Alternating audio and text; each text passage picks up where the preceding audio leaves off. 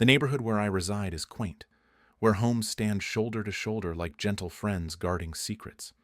Each house, with its manicured lawns and predictable mailboxes, nestles in the embrace of Pinewood Lane's quiet charm. It's a place where the sun sets in hues of orange and lavender, and the mornings are filled with the crisp promise of new beginnings. I had always believed our street to be an oasis of harmony, a belief that remained unchallenged until Karen moved next door. Her presence was like an unexpected gust of wind, unsettling the leaves that had long found peace in their branches. Karen had a way of transforming the mundane into a battlefield.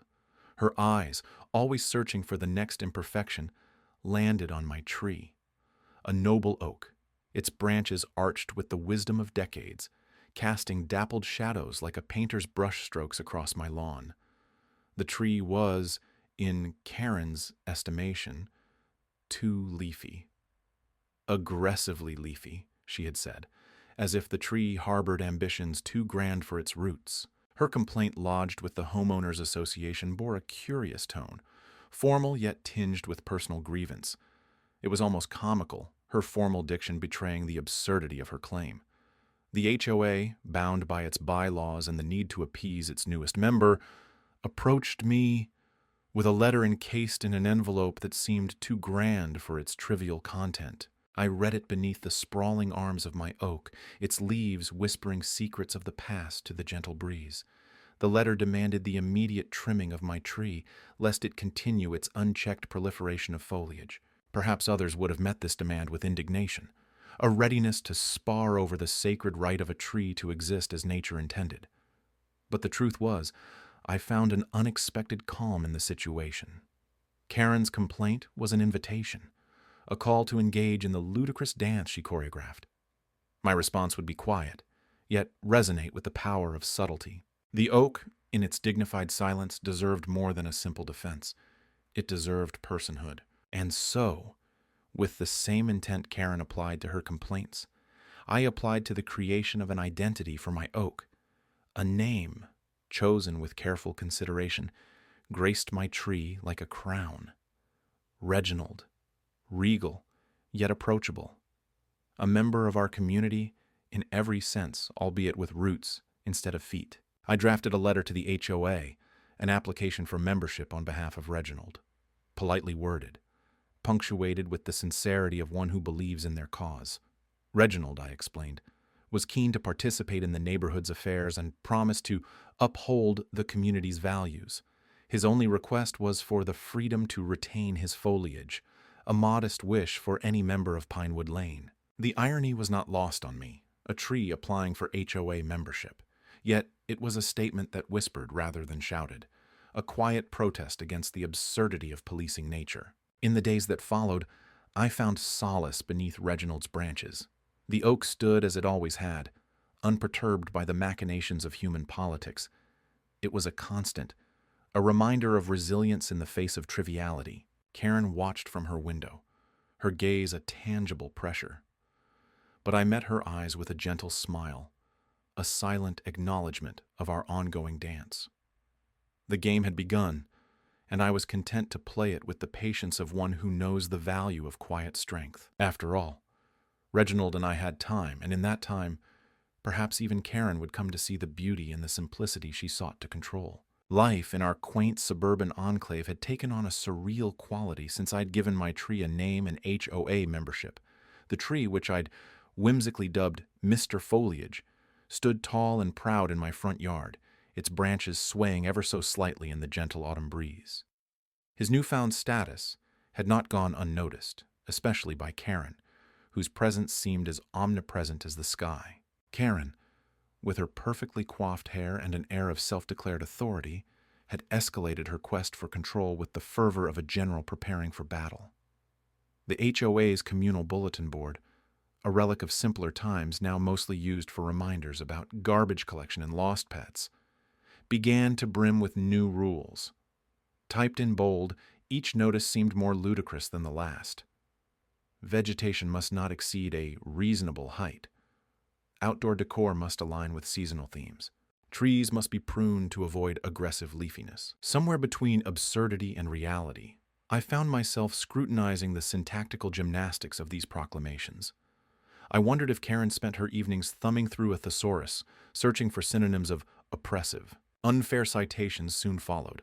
A slip of paper slipped discreetly under my door, listed my offenses with bureaucratic precision. Tree height violation. Unseasonal ornamentation. Mr. Foliage's seasonal garland had evidently struck a nerve. Gossip, too, began to swirl like fallen leaves caught in a gust. Neighbors who once shared friendly nods now whispered in hushed tones, their glances darting between my house and Karen's. The cul-de-sac had transformed into a stage for this suburban drama, and I found myself both actor and audience. Through it all, I remained serene, or at least outwardly so. The irony of my predicament was not lost on me. I had turned a simple act of defiance into an emblem of resistance, a testament to quiet rebellion. Mr. Foliage stood unyielding, a verdant symbol in our cookie-cutter landscape. In the silence of my home, I contemplated the nature of control. Karen's need for domination was almost palpable, a living thing that writhed beneath her polite veneer. Her actions, I realized, were a bid for power in a world where she felt increasingly powerless. It was human nature, this need to assert oneself. Yet how curious that it should manifest in such triviality. That evening, as dusk cast long shadows across the lawn, I stood at my window, watching Mr. Foliage. His leaves, backlit by the setting sun, glimmered with a golden hue. I marveled at the beauty of it, at the simple elegance of nature, unrestrained. A sense of calm washed over me. The battle lines had been drawn, but I found solace in the knowledge that I need not fight fire with fire. Sometimes the most powerful act is to stand firm and let the winds of nonsense pass.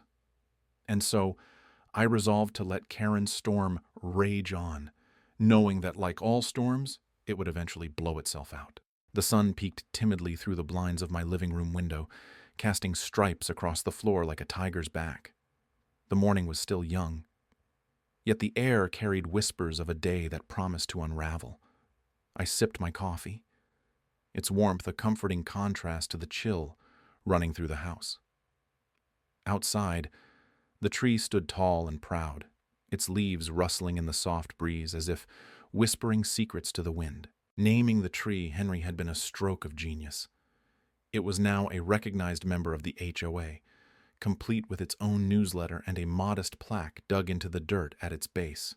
Henry, guardian of green, it proclaimed, an ironic twist on the bureaucracy that Karen so zealously worshipped. The neighborhood had erupted into a quiet frenzy, curiosity humming beneath the surface like an underground stream. Neighbors noticed, of course. How could they not? Tension simmered like a pot just about to boil over. The other residents cast glances from behind drawn curtains, their eyes flitting between their ordinary lives and the extraordinary drama unfolding in our corner of the suburb. Henry had become a symbol, a testament to pushing back against the absurdity with a smile and a well-timed flourish. And Karen, well, she was the reluctant antagonist of our unfolding tale. I watched from my window as she walked by, her stride quickened by indignation. She pretended not to see Henry, but her gaze betrayed her. It lingered a moment too long, betraying the turmoil beneath her carefully curated exterior. Her face, a mask of suburban perfection, cracked ever so slightly as she passed. It was a small victory, but I relished it nonetheless. The neighborhood was a stage, and we were the players. Henry had become a fixture of whispered conversations at backyard barbecues and quiet nods of solidarity exchanged during morning walks. It was impossible to ignore. The tree demanded attention, standing defiantly against the backdrop of conformity. The leaves, vibrant and unyielding, were a silent protest in a world that craved control. As days passed, the warmth of camaraderie began to seep through the cracks of the once stony silence among neighbors. One evening, as the sky blushed with the colors of dusk, a discreet knock echoed through the house. I opened the door to find my neighbor, a man of few words, standing awkwardly on the porch. He gestured toward Henry, his expression a mix of amusement and admiration. His words, though few, struck with the force of a revelation. "Brave move, he said, his voice laced with a hint of admiration.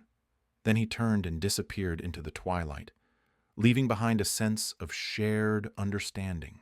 Karen was losing her grip, the strings of the puppet show slipping from her fingers as the neighborhood shifted subtly around her. The tree, Henry, had become the heart of our shared rebellion against the tyranny of triviality. It was a reminder that life, like the leaves, could be vibrant and full of unexpected beauty. I watched as Karen retreated, her battles now shadowed by the growing unity among us. She was still there, of course, a specter of her former self, but her power waned with each passing day. Our small act of defiance had grown into something more, an affirmation that sometimes, in the face of absurdity, a little humor and a lot of heart could change the narrative. In the quiet of the evening, as the neighborhood settled into a peaceful embrace, I found solace in the knowledge that sometimes even the most aggressively leafy of trees could inspire a quiet revolution. The morning light filtered through the blinds, casting striped shadows across the room. It was the same sun that had risen every day before, but today it felt different, as if it was finally peeking through a collective fog, illuminating the truth that had been obscured for far too long. The neighborhood had been holding its breath, waiting for the final unraveling of a web woven with Karen's meticulous malice. She had spun it with the precision of a spider, each strand a rule, a regulation, a reminder of her looming presence. But no web is eternal, and even the most finely spun silk becomes brittle with time. I stood by the window, cup of coffee warming my hands, and watched the tree, the so-called aggressively leafy sentinel that had sparked Karen's ire. Its branches swayed gently in the breeze, as if waving hello to a new era. There was something poetic about its resilience, a quiet power that resonated with my own resolve. It had been given a name and a place among us, not just as a tree, but as a member, a symbol of our shared defiance. Karen had called an emergency HOA meeting, an attempt to wrest control from the growing tide that threatened her reign. I almost admired her tenacity, her refusal to go gently into the night. Almost. But admiration waned in the face of her relentless tyranny, and the community was ready for change. Arriving at the community center, the air buzzed with anticipation. Faces wore expressions of determination, eyes meeting with unspoken solidarity. Karen stood at the front, her posture rigid, eyes scanning the room with the precision of a hawk. Her veneer of control was slipping, though. You could see it in the way she clenched her clipboard, knuckles white. The meeting commenced. Formalities were dispatched quickly. Karen began her monologue, a familiar cadence of complaints and demands. Her voice was a steady drone, a metronome ticking off grievances. Yet, for all her words, there was a lack of substance. Her complaints about my tree, once a rallying cry, now seemed trivial, almost laughable. As she paused, I could sense the shift. The moment had arrived. The room was a living entity, breathing in unison, hearts beating in quiet rebellion. A single voice rose, a gentle, steady tone, imbued with the wisdom of shared experience. It was enough. The spell was broken.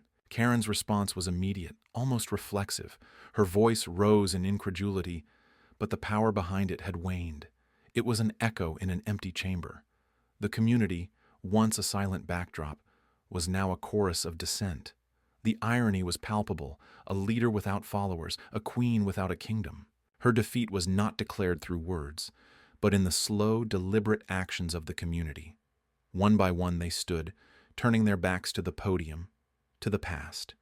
It was a peaceful coup, silent yet resonant, a collective turning towards a new chapter. Karen's face, usually a mask of confidence, now displayed the cracks of disillusionment. She had built her rule on a foundation of fear and control, but we had rediscovered the strength in unity, the power in numbers.